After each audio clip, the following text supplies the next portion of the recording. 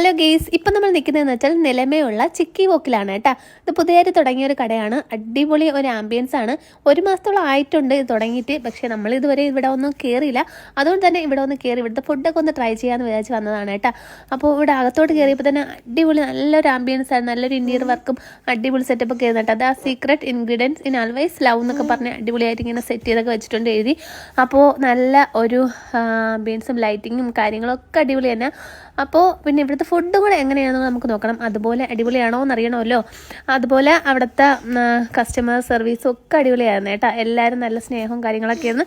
അങ്ങനെ നമ്മളിതാ ഫുഡ് കഴിക്കാനായിട്ട് വാഷ്റൂമിലൊക്കെ പോയി നമ്മളിതാ ഓർഡർ ചെയ്ത്. ഇവിടുത്തെ സ്പെഷ്യൽ എന്ന് വെച്ചാൽ ഇവിടുത്തെ ഇങ്ങനെ ബക്കറ്റ് ചിക്കനാണ് കേട്ടോ. ഒരുപാട് ഓഫറുകളൊക്കെ കൊണ്ട് ഓരോ ദിവസം ഓരോ ഓഫറാണ്. 399, 699, അതുപോലെ 799, 999, അങ്ങനെ പല പല ഓഫറുകളുണ്ട്. 6 പീസ്, 9 പീസ്, 12 പീസ്, അങ്ങനെ ഏത് വേണമെങ്കിലും നമുക്ക് എടുക്കാം. അപ്പോൾ നമ്മൾ 9 പീസിൻ്റെയാണ് എടുത്തത് കേട്ടോ.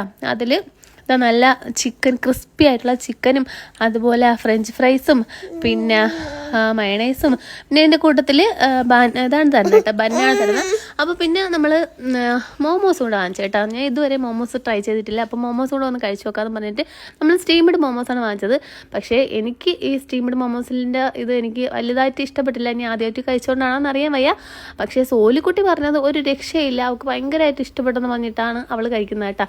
അപ്പോൾ എല്ലാവർക്കും ഒരേ ടേസ്റ്റ് അല്ലല്ലോ.